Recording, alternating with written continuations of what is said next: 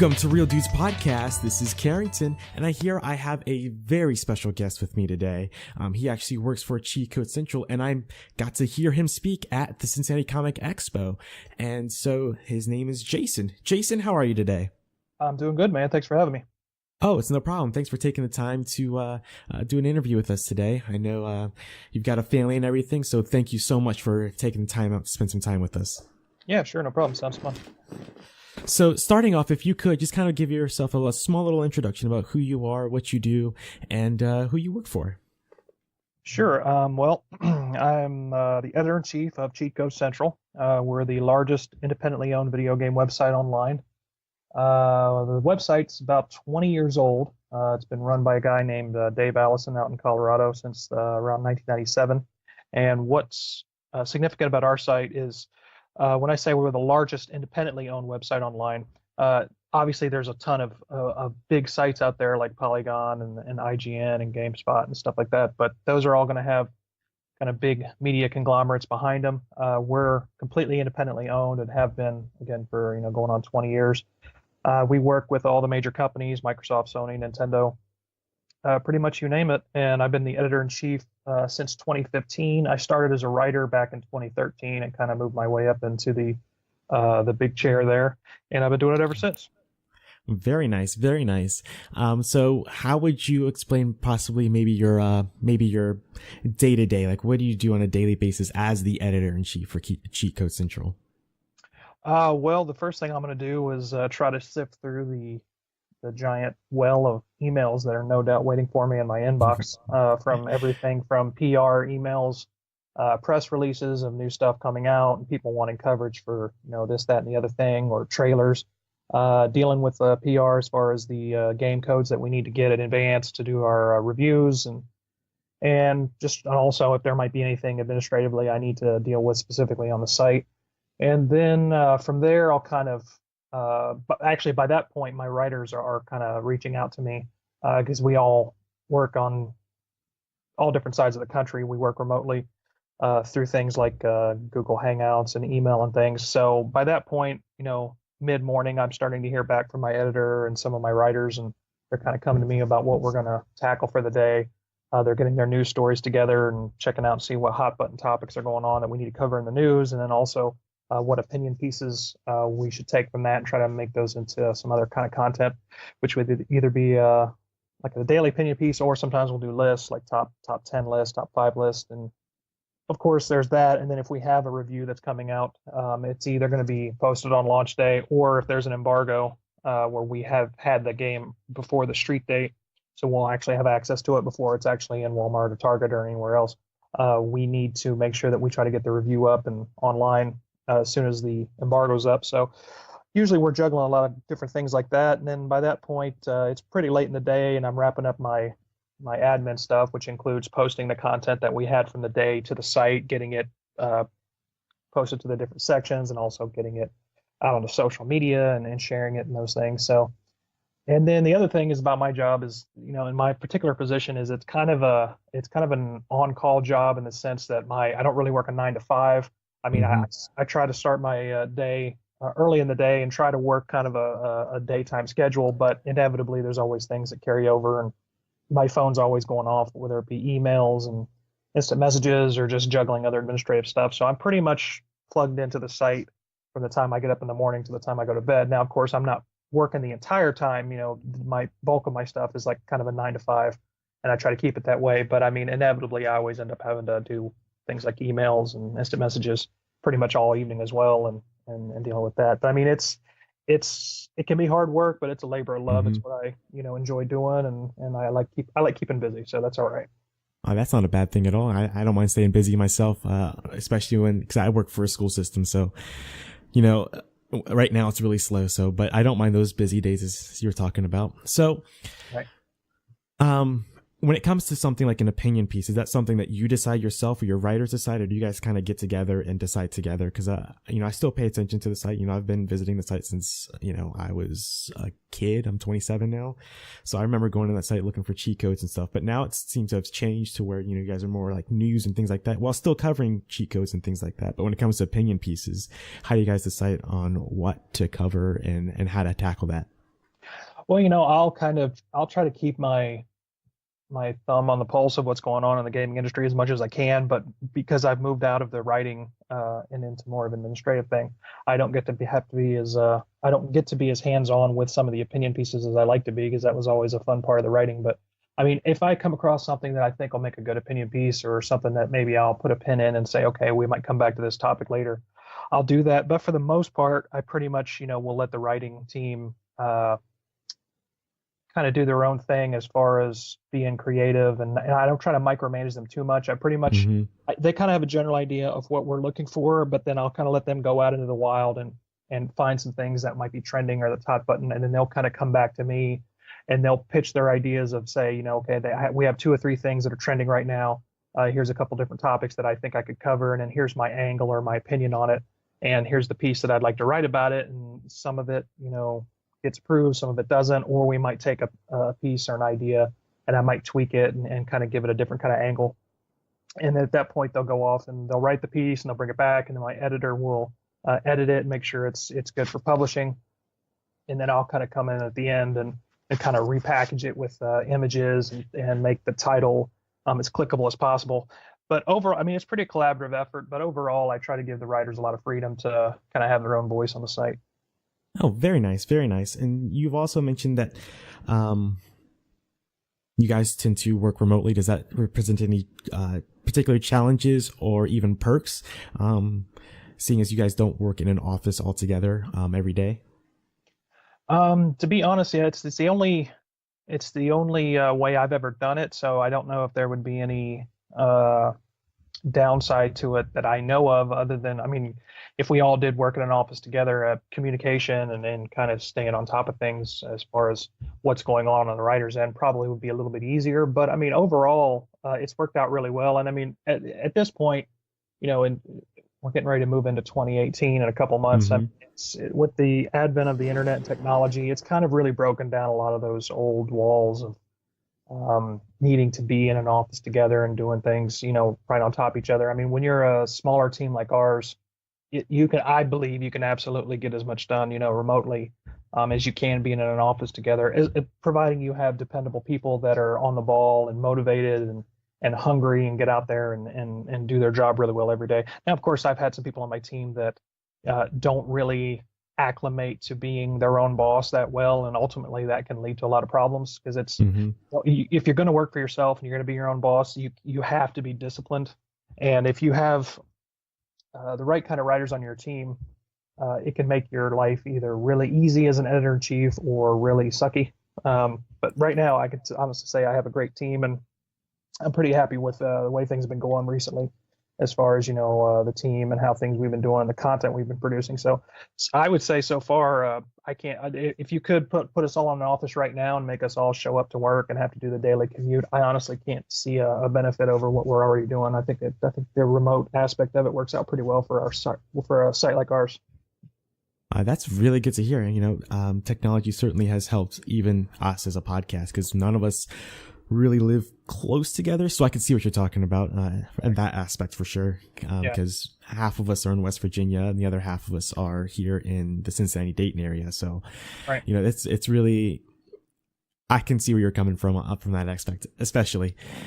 So I want to switch gears a little bit and talk about Cincinnati Comic Expo. What was that experience like for you, being since you're in the Cincinnati-ish area?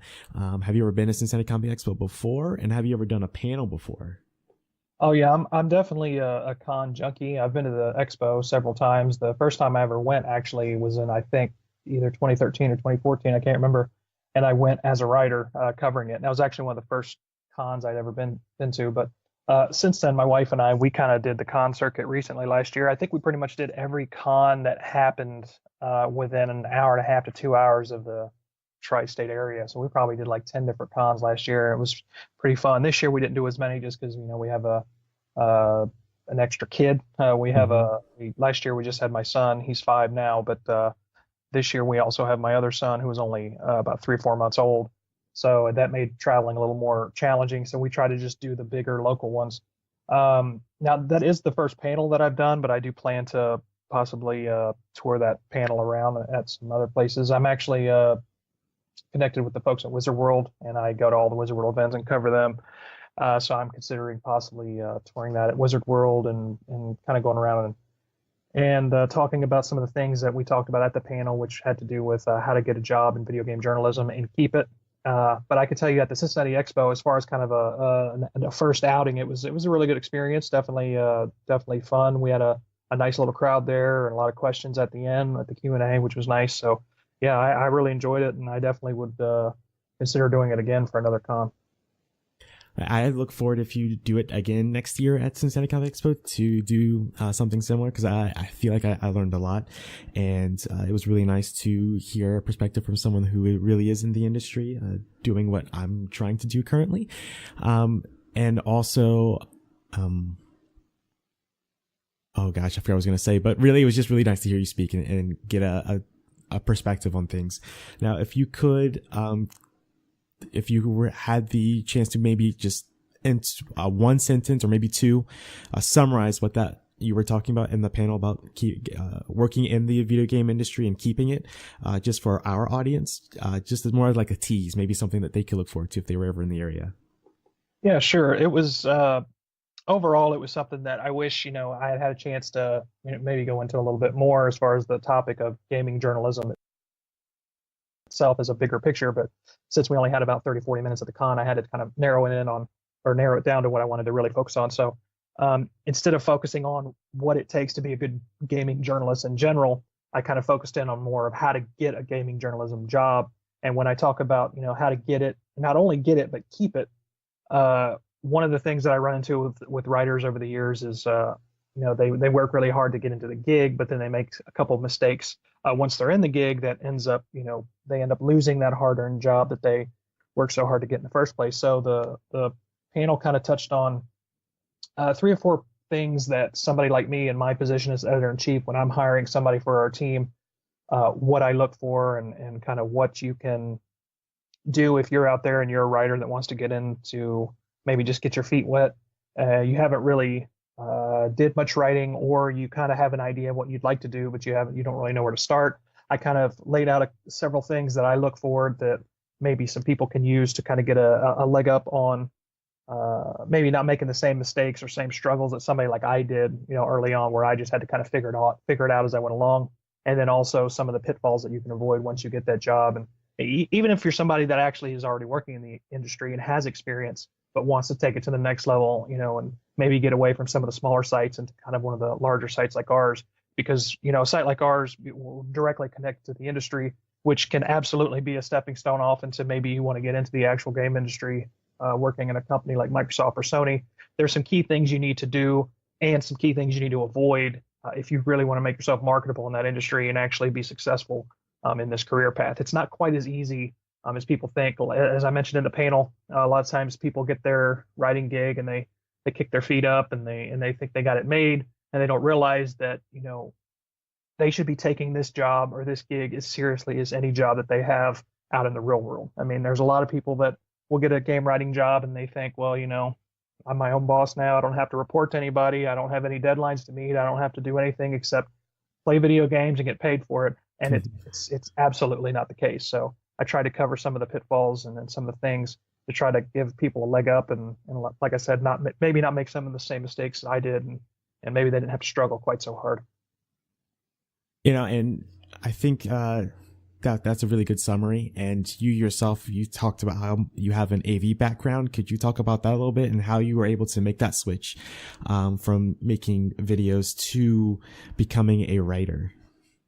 Yeah, it's weird because I never really saw myself as a writer when I was, coming up with my audio video background. I actually got into audio video, oddly enough, Star Wars, The Phantom Menace, which I know that movie gets a lot of flack for people. And it's not the best movie in the world, I grant you. There are a lot of problems with it. But I can tell you, looking back on that movie, that release literally changed my life, because it absolutely put me on the path of wanting to do effects and just being able to do, because I don't, you're probably a little bit too young to remember this. I sound like an old folk now, but back in the late 90s, the fan film things which were largely Star Wars based. They were kind of a new phenomenon, and anybody that could make a really good fan film back in the day, like I'm talking like 97, 98. Oh yeah, Yeah, I remember those days. yeah, you were kind of like a god to the rest of us fans, because it was just like the most amazing thing to see pretty much what we just witnessed up on the screen on our computers, because we're like, oh my gosh, we can't believe that not only can they actually do these effects, they're living in this world that we love so much. So through that, I ended up teaching myself, Photoshop and After Effects and Adobe Premiere, and it kind of snowballed. I did take audio video production in college for a little bit after high school, but I kind of got to the point where I was frustrated spending so much time not really focusing on my passion and my career. I was doing a lot of, I remember my first year of college, I took things like principles of marketing and English composition and all these other things, and it was just driving me up a wall, because I knew I could have been out there, working on my resume and putting a portfolio together.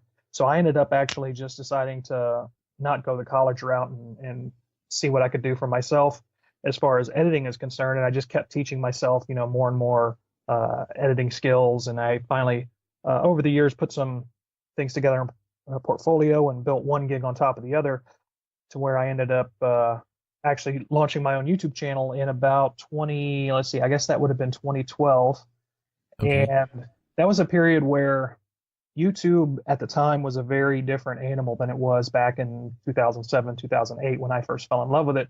And of course, the marketing or the AdSense program is what kind of opened up a lot of content creators to that world, to say, okay, you can be your own boss, you can actually make money with your content. And it was a really great time. But by the time that I got into it in 2012, there was a lot of things that changed about it. There was a lot of issues with things like content IDs and then the automated systems they put in place that made a channel like mine almost impossible to really get off the ground. It wasn't for the lack of trying either, because I actually put a lot of work and production values into the channel, and I was able to grow it pretty quickly. I was able to get over 1 million hits within like the first 6 months, and I feel like people were really digging the content that I was making. I was getting tons of subscribers, and everything was rolling along really well as far as the engagement and people being supportive and supporting the content I was doing. The problem is the ad revenue was not coming in, because a lot of the videos weren't getting monetized. Because I can tell you right now, if the monetization issue wasn't the case, or wasn't in place back then, like it is today, you and I probably wouldn't be talking. Not because I would be this big YouTube star, but it's just because I would have went a different path. One of the reasons I ended up going out into the writing world is because of how bad it was on YouTube. It was because I was spending all of this time going to like midnight screenings of movies just to try to get the review out, by the next day, and putting all this time and effort into my production values, because that was one of the things I wanted to do with my audio video on my YouTube channel, is I wanted to try to stand out by having really great production values. And I feel like I did that, but that didn't really matter to the automated system behind the scenes that wouldn't monetize the videos because of, one reason or another, because they don't recognize fair use, because it's a computer. It doesn't really it just flags anything that it thinks is copyright, whether it actually is copywritten or not. So that just became so frustrating. I finally had to throw my hands up and say, look, I can't keep putting this much time and effort into a project that I don't know I'm going to get a return out of, because I'm trying to make this a career. So that's kind of what I decided to, or that's when I decided to take my experience on YouTube, roll that up into another portfolio, and say, okay, I got some samples here. I got my background. What can I do with this? And I ended up applying to a bunch of different sites, and it just so happens Cheat Code Central was one of the sites that I applied to. And as I spoke about in the panel, as far as making opportunities for yourself, don't ever be afraid to take a shot in the dark, because I applied to Cheat Code Central at a time where they weren't even hiring. And I ended up interviewing for the editor-in-chief position just because he happened to be on his way out at the time. Now, that position kind of went away. It didn't work out. He ended up staying around. But by that point, I already had my foot in the door. So I kind of worked that into a writing position, and kind of the rest is history. I kind of worked my way up from writing to doing more behind the scenes stuff that I was helping with, and then finally became the editor-in-chief later on when that position finally did become available. But the path from audio video to writing, to kind of answer your question, is it was kind of a strange one for me. I never really saw myself as a writer, but once I got into the writing side of things, I realized that what I was doing for the YouTube videos and the writing, maybe not the audio video side of it, but kind of the production and the writing that we have to do for the voiceovers and putting a script together and kind of thinking about what you want the video to be. You have to kind of write that out, and kind of transferring that to just a written medium versus video wasn't too big of a stretch. So I had a lot of fun, my first couple of years as a writer, and it kind of felt very similar to what I'd already been doing. Wow, that's quite the journey there. And so, real quick question: you probably don't pay attention to your YouTube page anymore, but does it still get any love from you? Do you still post things?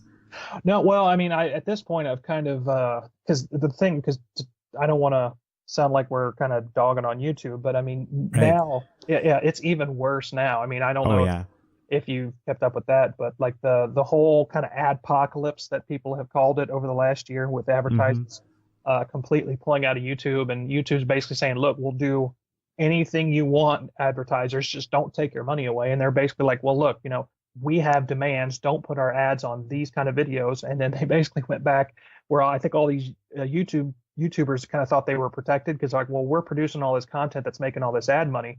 Well, it turns out that, YouTube, when push came to shove, they sided with the advertisers, and now all these people that have been making money normally hand over fist are just finding their whole channels are completely getting demonetized. And it's really looking like that career path of being a YouTuber as a way of kind of quitting your day job and becoming a celebrity, or even the people that don't want to be necessarily a celebrity, they just want to make a decent living. It looks like that well might be drying up. It looks like, unless something changes, the YouTube kind of a wave might be over for a lot of people. And that's unfortunate, because it was a cool way that a lot of people got discovered and got their start. But it really looks like YouTube might be wanting to be more of a corporate entity, more like a Netflix style. And I don't really think that leaves a lot of room for people trying to just get started on a place like YouTube. So anyway, as far as my channel goes, I don't really upload a lot of content for things like reviews and media and things like I used to. But what I'm using it for now more than anything else is kind of a jumping off point for a portfolio. I'm still doing videos and things like that for Cheat Code Central, and we do a lot of product reviews and things. And so a lot of the stuff that you see on my YouTube channel now is linked over from what's on the content that's on our Cheat Code Central page, and some of the videos that I create there for some of our sponsors will kind of be featured there to show people, hey, look, this is what I'm doing now. But it's really more of a showcase and a portfolio than an actual means of trying to actually make a living at it. I kind of look at what I'm doing now as my new career path and where this is going to take me. Doing the administrative and the behind the scenes stuff that's kind of, I think, more where my future lies. Oh yeah, I really don't blame you at all. Before we started doing the podcast, right before the apocalypse stuff started happening, and when it did, we were like, YouTube's probably isn't for us to try and get started. So we, focused in on, podcast platforms and, the streaming platforms like Mixer and Twitch now. And that seems to be where, at least if you want to do this kind of thing, that's the place to do it. And so it sounds like you made the right decision before all of this even started. Yeah. And the other thing, and I don't want to sound like this is a one size fits all, because everybody kind of has to make their own path. But for me, I always looked at the YouTube platform as something that I was a huge fan of. I wanted to get into, but a lot of people that I think that have tried to make their way on YouTube, I mean, because some people at this point, there's some people that have made such a living on it that it doesn't matter. YouTube could disappear tomorrow and they probably have enough money to live on the rest of their lives, or they have other sponsorships and funding and things that they could go off and do, whatever they want. YouTube wouldn't really affect them. But for the other people that are trying to make a living at it and get into it, and if YouTube kind of goes away, the people that's been doing it for like 4 and 5 years and still building up their stuff, and let's say YouTube goes away tomorrow, or if YouTube continues down the path that they're going now and makes just it impossible for being a YouTuber as a career, like that kind of closes that door, what are these people going to have to show for the last 4 and 5 years of their life as far as, work history and what they have on a resume or portfolio when they actually need to go out and say, okay, I'm not going to go back to my old 9 to 5 in an office, but maybe I want to get into the industry, or I want to do something, within one of the companies that I've been covering all this time. And and they go into the interview and they show that, okay, what have you been doing? Well, I've been a YouTuber for 5 years, and now YouTube isn't a thing anymore. That I can't see that that's going to translate to a lot of really great work experience in, a real world environment.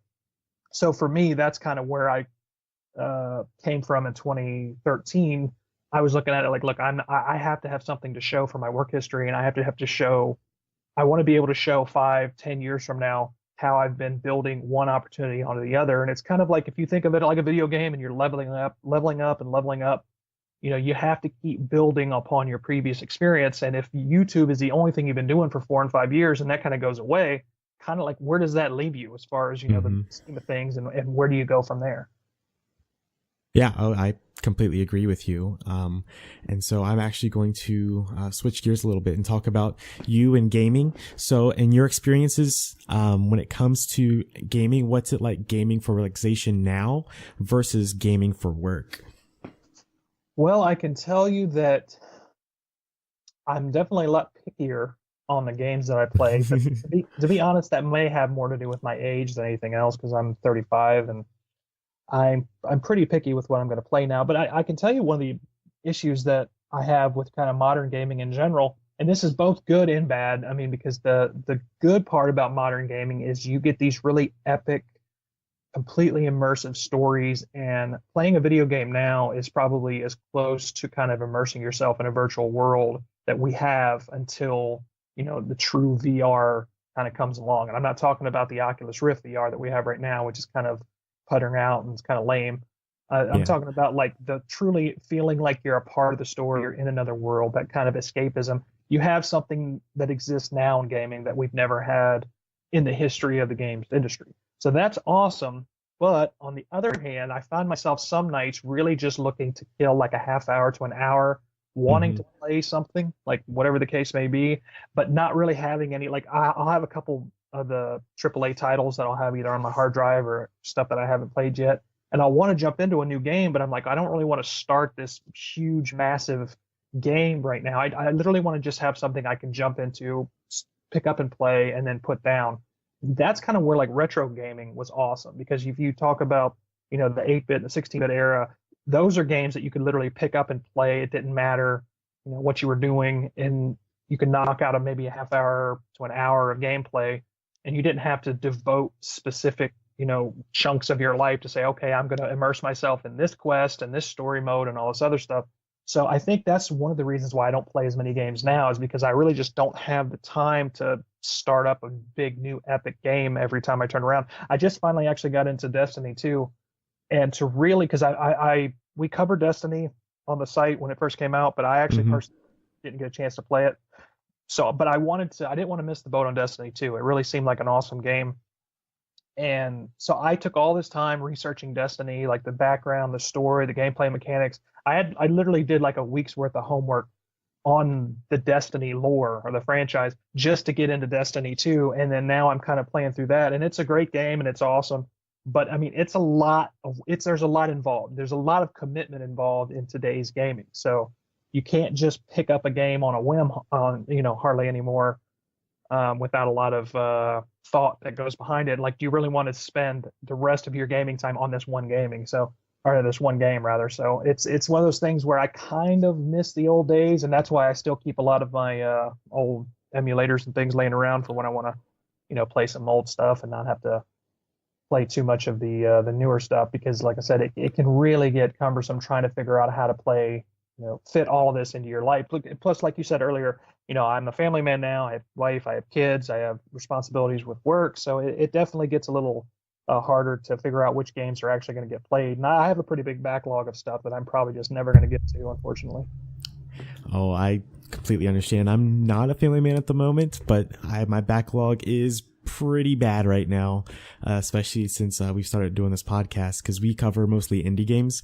And so I've got plenty of indie games that I've been playing and I've been, that we review and all this stuff. But my AAA titles, I still buy them, but then I just never touch them except for, at the moment, Destiny 2.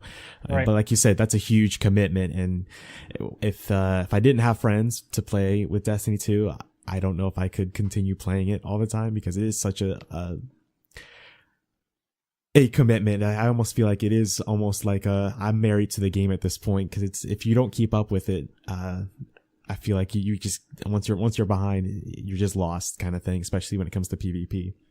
Right. When there's a certain amount of grinding that you have to do in games like that, where it's not just Mm-hmm. okay, there's a story mode. There's going to be 10 chapters. You probably blow through 2 to 3 chapters in a sitting if you were just playing casually. So within 2 or 3 days, you're pretty much going to be done with the game, and then you just kind of have multiplayer. But a game like Destiny, where you're just grinding and getting all this stuff, I mean, it's just if you devote time to a game like that, where do you find time for all the other games? You can't casually bounce between, a racing game and a fighting game, and then Destiny. It's kind of one of those things where you almost have to plan it out, and it kind of gets it can give you a headache.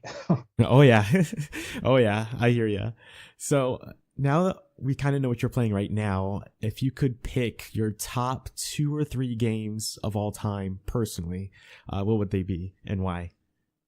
Wow. Okay. So I'm glad you said top 2 or 3 because I can never do a favorite of anything. I don't believe in one favorite. Like I can usually do like top 5 of things.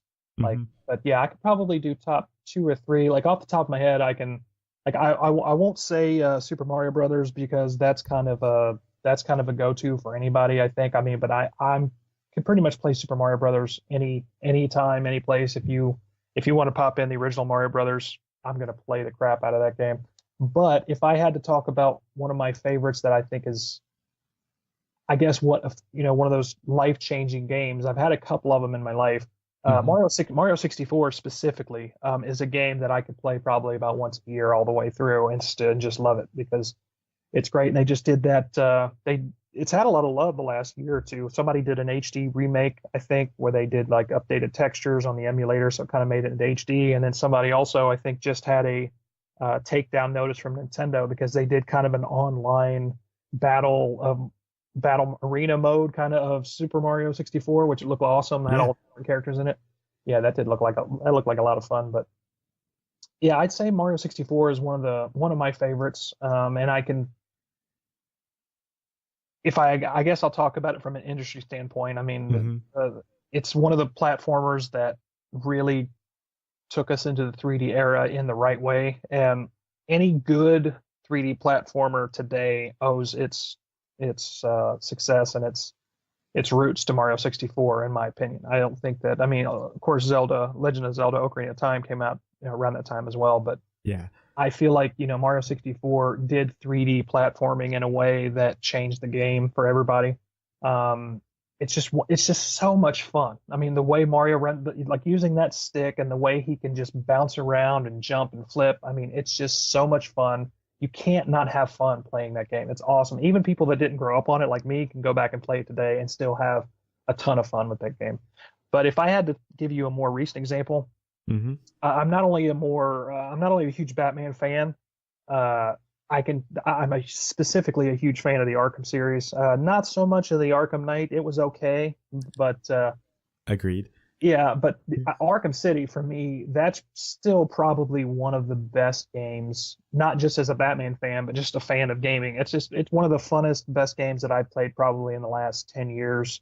It was really great. I actually hadn't played Asylum at the time. My cousin had, I think, rented Arkham City from the video store, and we were just at his house, and he let me play like the first level or two.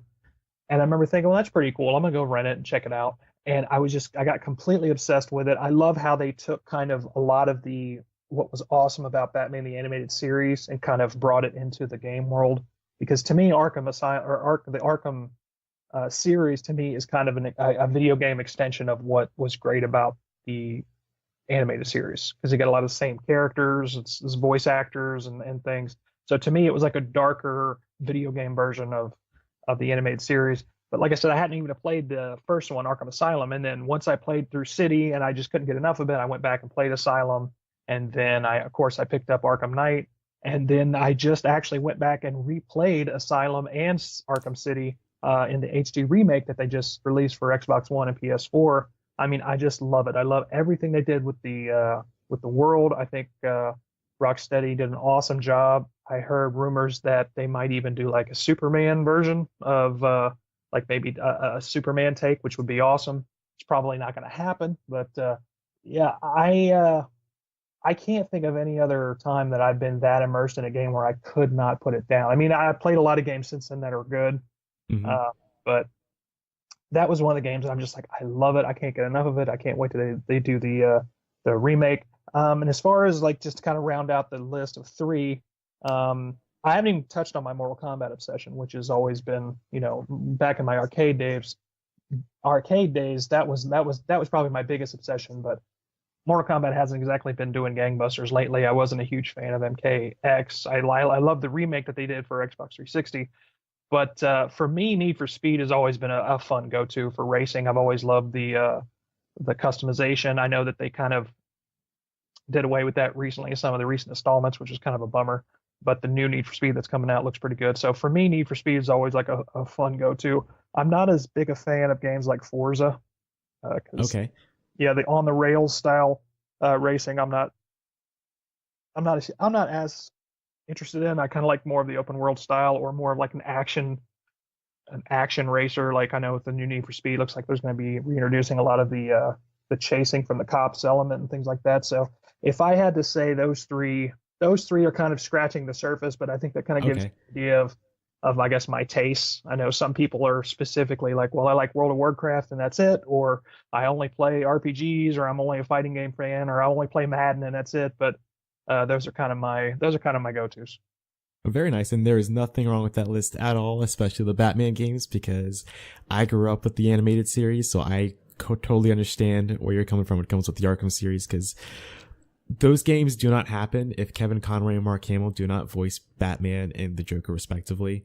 And the fact that they got them to do it years later and still for them to hit their marks and to tell also such a great story, which I agree Arkham Asylum and City were really good, and Knight kind of missed that mark a little bit, but it was still good, just not great like the other two were. But yeah, there's nothing wrong with that list at all, and I'm the same way with, because I like to play just about everything and not just focus on one little thing. Well, yeah, Um, I even played Origins too, because I mean, I just wanted to play everything there was, and mhm. I think Troy Baker did the voice of Joker on that one, and I can't remember if he was the voice of. I I can't. know I think it was Nolan North and Troy Baker, but I can't remember which ones Yeah, played which. I think Troy Baker did the Joker, and yeah, Nolan North, yeah, did the Batman. But I mean, and again, they did great. They did a great job. It's not like I didn't enjoy the game because it was them, but I'm always I was definitely missing the Conroy Hamill connection there because they just add so much. And maybe it's because I grew up on the animated series, so that's kind of a nostalgic connection, but they're just so good at it. They just make Oh everything yeah. about it awesome. And there's a reason why they obviously Conroy has been the voice of Batman for 20 plus years. And then when they did the animated Killing Joke, they had him and Hamill come together because they knew people loved that partnership. So Totally agreed. So if you have any hobbies outside of gaming, what would, if you have time for it at least, what do you like to do outside of gaming in your just normal day to day life if you have some spare time? well, I've been playing guitar since I was probably 12. My family's all pretty musical. Everybody in my family either sings or plays an instrument.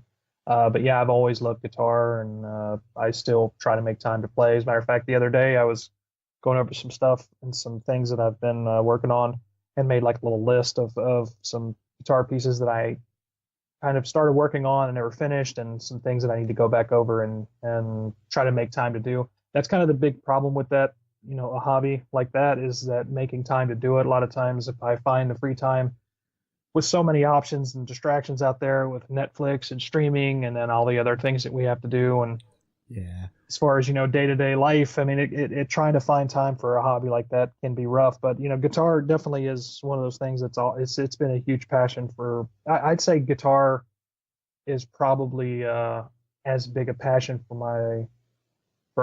in my life as gaming or anything else. I've also, one of the things that got me into audio video production in the first place was movies and things. So movies is actually that was actually one of my original career paths. I was actually going to get into the movie industry and maybe do editing and maybe even try my hand at directing and producing at some point, but just kind of it morphed over time. But I'd say between gaming, movies, and music, that's kind of like my trifecta of passion as far as what I'm really into in my life.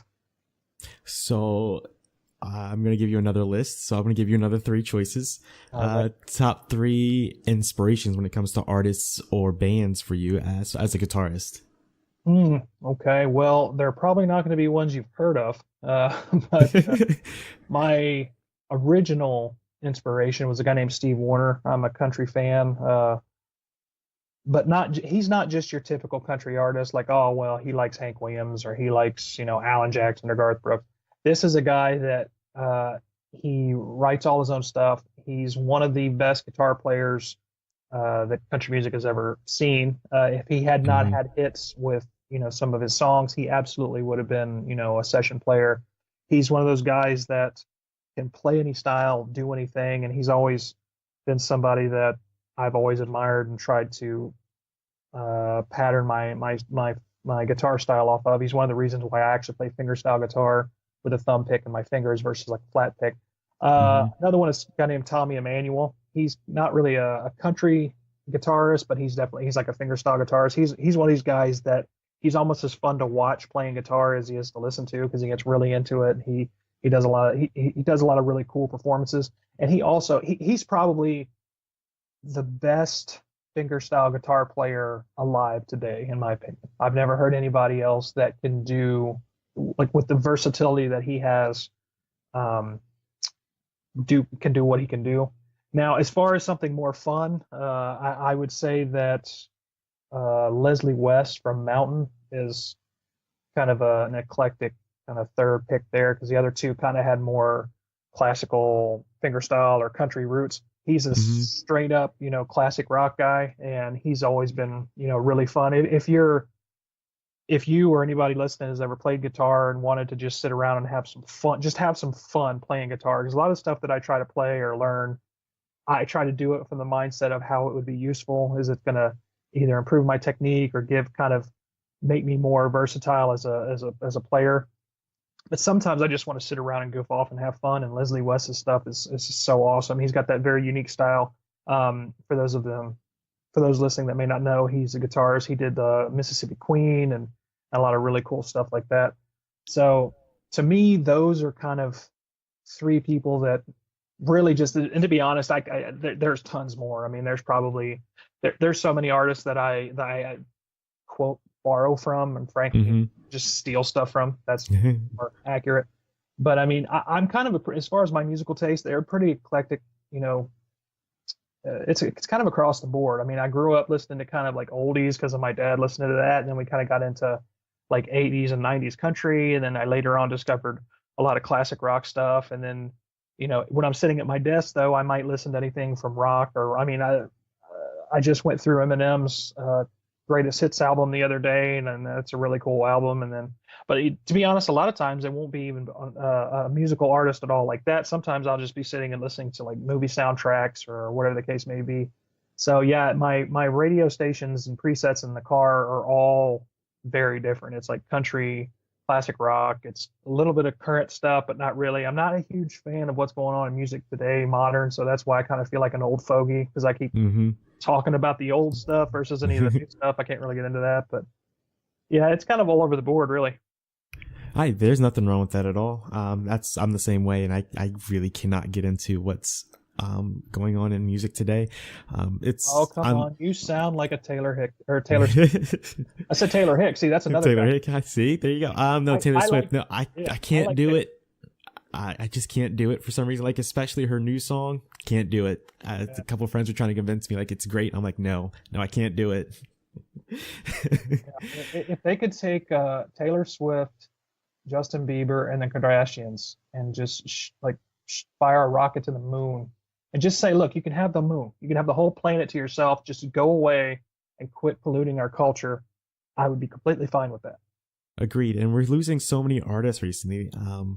Like with Tom Petty, like it's just really sad to hear. And we're never going to hear that voice again. And I feel like for me personally, I didn't feel like he got enough attention in his lifetime, recently, especially when he died, at least between me and my friends. And it's just like, well, here's this really great artist that, while he was here, he's a legend, a living legend, and he's no longer here anymore, but they're still more concerned about, other things that are going on. Just like it's just really sad to see.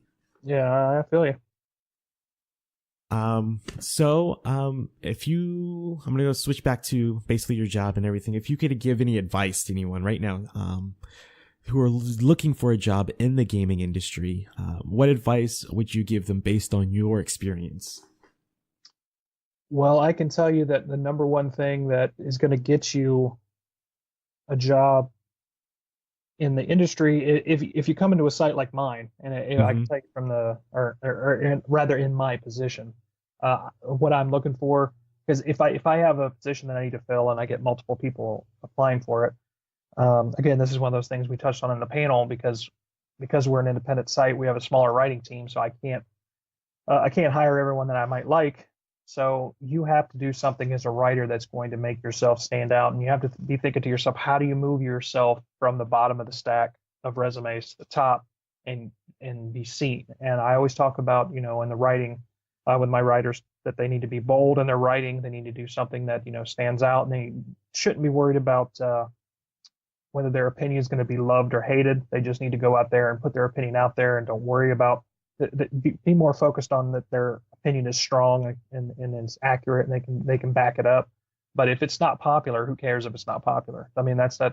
As I made the point at the panel, you can be hated for your opinion, but that doesn't make it wrong. You know what I mean? You can take an unpopular stance and still be 100% right because you're willing to be bold and go against the grain and not jump on a bandwagon and maybe see something that other people aren't willing to see or just maybe miss. So if somebody like me is hiring for a position that I have to sort through 10 or 15 or 20 different resumes, the people that are going to get the interview and catch my attention are the people that are bold in their writing, that stand out, and they're not afraid to do something different, and they're not afraid to go out there and like I said, put an opinion out there that, you know, I don't even have to agree with it. I just have to be able to see that you're willing to write content that's interesting, and something that somebody like me would want to read. Because if I want to read it, that means that the people that we're trying to entertain and create content for, namely the readers of our site, are going to want to read your content. And so that Hmm. means you're somebody that I'm going to want on my writing team,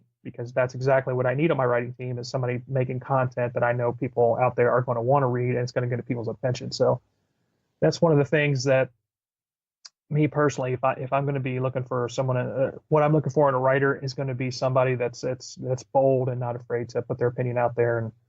And there's a lot of other things we could talk about. I know we can't cover all of it tonight, but as far as keeping the gig once you get it, there's a lot of things that you can do. Namely, just take the gig seriously, as we talked about at the panel. There's so many writers that have come through our site that just work so hard to get the gig, and then once they get it, they think that, well, that's the end. And really, to be honest, it's not the end. That's just the beginning. You got to work as hard 6 months, a year, 2 years out to be the best writer you can be as you did when you were just trying to get the job. And that's one of those things that, that's one of those pitfalls we were talking about earlier that a lot of Hmm. people unfortunately kind of fall into. Well, there you have it, folks. If you're looking for a job in the gaming industry, Jason just spelled it out for you. You just got to go be bold and keep that boldness through your career. And donuts, So, and oh. donuts. Bring me donuts, and I'll hire you tomorrow. That's really all it takes. Well, since you're in the area, sort of, I would just bring you donuts tomorrow. That's We'll awesome. talk about the details later. So out of everything you've done for Cheat Code Central, has there ever been a moment where you just took a step back and you were just like, wow, I can't believe I'm about to do this for my job. I never thought 10 years ago I'd do this. Have you ever had that moment yet? Well, I've had so many different experiences, and it kind of came in small little bite-sized things that you kind of look back on it as a whole. At the time, as you're doing it, it's just kind of, it's one more step along your path and your career path. And you're like, okay, now I'm doing this. Now I'm working with Microsoft. Now I'm working on this review and that review. I mean, I could think back to times where I got like my first game, uh, for review before anybody else had it. And I'm sitting there playing a game that I know I'm the only one in town that has this game right now, because it's not available anywhere else. And you're like, that was cool. And then as I became editor in chief and working on things like, E3 and kind of overseeing all of our coverage for E3, and we have correspondence on the Mm-hmm. ground, and it's kind of all coming in to our hub that I'm pumping out there. And that's kind of a cool experience to do that for the first time. But I guess one of the things, if I had to really think back in, I guess, 2013 or 2014, because we were talking about earlier about the Cincinnati Expo, and one of the first con things I ever went to was the Expo. And I remember at the time I started looking up ticket information, because I had just gotten, I think I had heard about the Expo, or it was another con, and I'm like, I really kind of would like to go and check it out. I've never been. It's fun, and I was looking through ticket prices to find out how much it was going to cost me to go just to get in, right? And then I Hmm. happened to see that there was a press thing, and I was looking at that, and it said, this is what you got to do to get a press pass. And because at the time I was a fairly new writer, and I remember thinking to myself, wow, that's pretty cool. That'd be awesome. I would like wish I could do that. And then I stopped for a second. I'm like, wait, I am press. It didn't even click. And I remember filling out the press pass application and then getting approved and then realizing I was now getting to go and attend this event as a kind of a correspondent as part of my job. I'm going to cover it and then I'm going to go back and write a piece about it. And then that piece is then going to be read and people are going to read about my experience at this con and all this other stuff. To me, that was one of the first kind of experiences that really set in. I'm like, wow, this is really cool. I'm actually doing this as an industry gig. That was really awesome. And it kind of it changed the way I approach things because I kind of now started learning how to see things through the prism of a journalist versus just Hmm. someone that's just kind of enjoying what I'm doing, which of course I still enjoy what I'm doing, but it's just one of those things where you kind of it took me a minute to kind of change my perspective and see things differently once I was kind of on the other side of the wall there. Well, very nice. I can speak from experience myself and say we had that same moment ourselves when we went and attended Cincinnati Expo because, doing a podcast didn't really see ourselves as press, but at the same time, it's just like, we cover all this stuff and it's just, and when we filled it out, got approved, we were so elated. So I very much understand that feeling and how exciting and just how crazy that experience is. Well, it's good that you guys are pursuing that, and I mean, you really have to, in this vast ocean of internet content where so much stuff is being pumped out, you really got to find your niche and really stick with it. Most importantly, you got to keep up with regular content is the other thing. And I mean, you guys are obviously trying to find different avenues to get out there and promote yourself. So I'm glad to see that you guys are really trying. And it was good to see you guys at the con and at the panel. I do appreciate you stopping by. Oh, no problem. It was really our pleasure. And when we saw it on the schedule, I was like, we have to check this out. And I'm really glad we stopped by. So I do have one last question for you. Sure. We covered this topic on our latest episode, and I was wondering your thoughts on this as well. So we as a gaming industry have started to take a turn when it comes to physical and digital as far as how we consume our video games. Which do you prefer, physical copies or digital copies, and why? Well, I guess I'll take that in two parts. Okay. I'll take the first part will be what I prefer, and then I'll give you my opinion on the industry aspect Okay. of it. Me personally, I have completely went away from any physical media in my life whatsoever. I remember back in the early 2000s when DVDs were kind of starting to get big. I would spend my whole paycheck going out and buying DVDs. I had a huge DVD collection. It was ridiculous. I mean, I would get paid like back when I was doing just like office work before I ever even thought about getting into video editing or gaming or anything. Like I would get paid on like a Friday morning. I would see that like my check went in the bank that Friday morning.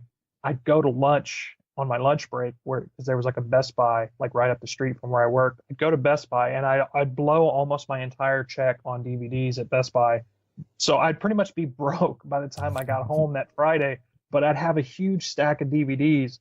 Actually, it wasn't even that big a stack because, of course, back then DVDs were way more expensive and Best Buy is kind of like pricey. So I probably didn't get that much for my money. But so the point is, I had this huge DVD collection. And what I learned in investing in a format is that it never lasts. And it kept, as technology evolved and, HD became a thing, and then Blu-rays kind of tried to come in and replace DVDs, but then at the same time, the streaming content took hold. So that kind of killed the Blu-ray industry.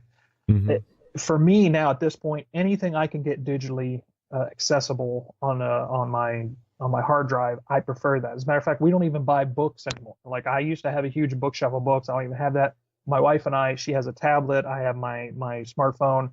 And anytime we're buying books, we're almost always buying the digital version just so we can page through it on our tablets. I'm kind of anti physical media at this point, and I know that's Hmm.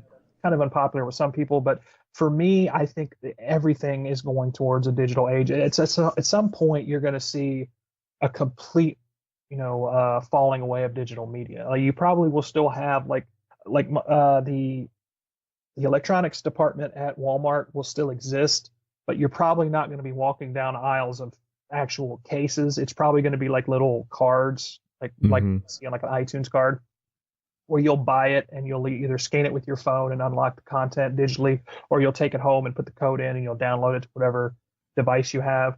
I mean, I feel like that's where it's going. So for me personally, I can't, I love that. Anytime if I can get a game, if I can get a digital copy, I'm more than happy with that. Now, of course, it's not without its problems because Right. the hard drives keep getting bigger and bigger and bigger, but the problem is the content keeps getting bigger.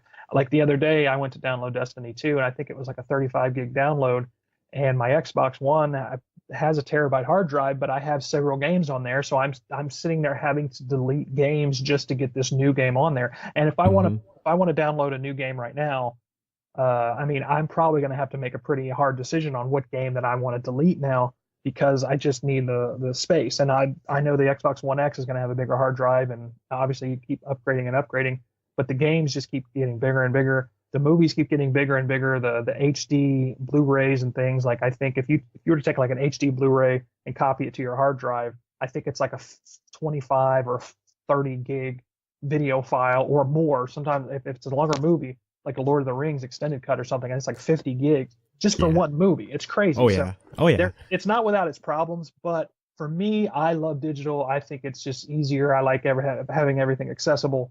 And at some point, I do think that the industry, all industry, it's not just gaming. I think movies and then music is all going to go away from that. Now, it's not going to be anytime soon. I mean, I don't even know if you could within the next 10 years, you'll probably see a major shift, but I don't think you're going to be able to get it completely gone. Because the other thing you have to think about too is like the overseas markets. Not everybody has the access to like streaming and internet and technology that we have.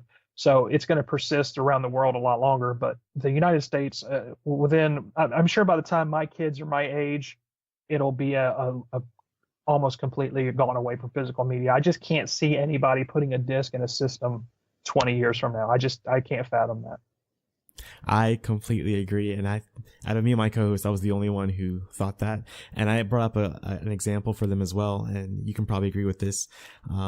Because I bought Halo 5 physically. It was probably the last physical game I've bought in the past 5 years. Right. Or since it came out, what was that, 3 years ago or whatever? So Halo 3? Halo 5, sorry. Oh, Halo 5. Yeah. That's within the last couple of years. Yeah, 3 years. And I don't understand why, like, the Xbox and PlayStation now, if you buy physical, it still installs the entire thing. But Right. I had to wait like 6 hours to play it because not only was it a big download, I had also had to. It was a day one patch that was just as big as the game itself.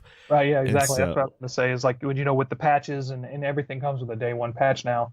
I mean, hmm it's just more and more reliant on the hard drive. So at what point are they just going to completely cut out the middleman and just get rid of the physical and just dump it all out onto the hard drive itself? Because the other thing too is if you're downloading the digital copy anyway, it's going to make that easier for them to do away with day one copies because all they have to do is patch hmm source and it's just going to push it down to Xboxes and PlayStations. But I mean, I think some retailers are even already getting, or some developers rather, are already kind of getting on board with that, where they're trying to push their diehard physical media fans towards the digital platform. Because I think a lot of PC games now, you buy the box, and on some of them on the inside, it's just a card with the redemption code. So it's like, what? Yeah, basically. And I bought the Sonic Mania like collector's edition, and it Right. doesn't even come with a physical copy. It came with a card, like you were saying. And I Yeah, think I don't for the get it. Nintendo Switch, I believe most of its library is digital only, as opposed to being able to get it physically, even, which is surprising to see too. Yeah, it's just one of those things where obviously people are gonna dig their heels in, and a lot of this I think has to do with like attachment and nostalgia about the medium. I mean, Hmm. I look back when I go into like retro game stores and I see the Nintendo cartridges up on the wall and the 16-bit cartridges, like I have a very nostalgic appreciation for that, and I look at that and I'm like, man, that brings back so many memories and it gives me such a warm feeling. But when I look at some of these, like, to get back to YouTube, one of the big types of videos on YouTube is like collectors, people who do like either retro style reviews of their collection. I mean, there's a million. You could throw a rock and hit somebody who does a retro video game review on YouTube now. Obviously, Angry Video Game Nerd and people like that are the ones that really kind of pioneered that, and then everybody else came along and it kind of snowballed and blew up to everybody doing it. But when I look at those collections and I see people with just like walls and walls of cartridges, like, to me, that just gives me so much anxiety from just like the sheer amount of clutter that it would take to house that much just old plastic. You know what I mean? Yeah, like, I know what you mean. Yeah, so to me, I get why that stuff is fun to have because it was a part of our childhood. But I think at some point we need to detach ourselves from the attachment to the piece of plastic and remember that the game is not about the cartridge itself. The game is a piece of art that exists in a digital form. The cartridge was just the delivery system. The people who made the games, they don't care that they're the game that they made. Like, Shigeru Miyamoto, when he was making Zelda or Super Mario, he didn't wake up one day and think, man, I love these cartridges. I can't wait to put something in these cartridges. No, they wanted to make their game, and the cartridge just happened to be the delivery system at the time. And if they made it, 20 years later, it would have been a disc and then later on, obviously, I'm pretty sure Zelda, the latest Zelda, didn't it also come in a digital download version as well as a physical medium version? I'm pretty sure that's the case. But even if it didn't, let's say that they make another Zelda game for the Switch and they offer a digital version of it, that game is no less valuable to someone just because it didn't come in a physical media. The art part of it is not connected to the media. You know what I mean? So to me, the idea that we have to hold on to physical media because we're losing something, to me, that doesn't make sense. You're still appreciating the content, and obviously I will say that people have a good point when they talk about preservation. It's a lot harder to preserve all digital content versus actually getting your hands on the physical media. But that's I feel like that's a bridge we'll burn when we get there. And that's also not a good reason to kind of hold back progress, because clearly that's the way the tide's going anyway, whether we like it or not. Completely agree. And quite honestly, if I had one of my co-hosts here, I would have loved to hear a rebuttal to something like that. But since they're not here, they can't defend themselves. That makes me right, fellas. Sorry. Exactly. Well, Jason, I can't thank you enough for spending some time with us today. And I hope that we get a chance to talk to you, hopefully in the near future. Sure. I'd love to do it again. And for real quick, if you would like to plug Cheat Code Central and also your own personal social media stuff, this is now the time to do it. Yeah, sure. Our site is Cheat Code Central. If you're pretty much looking for a code to any video game, newer or older, to be honest, depending on the game, you could pretty much always type in just the name of the game into Google, followed by the word cheat, and Cheat Code Central is typically going to pop up in the search results as one of the top few results, if not number one. Because we still maintain a huge database full of cheats. But if you wanted to visit us directly, the website is cheatcc.com. And of course, if you're out there and you're an aspiring writer and would like to maybe get into the gaming industry as a journalist, you can always send me your resume. My email address is jmesser@cheatcc.com. All right. Thank you very much. Jason, it was nice talking to you. And as always, have a rad day.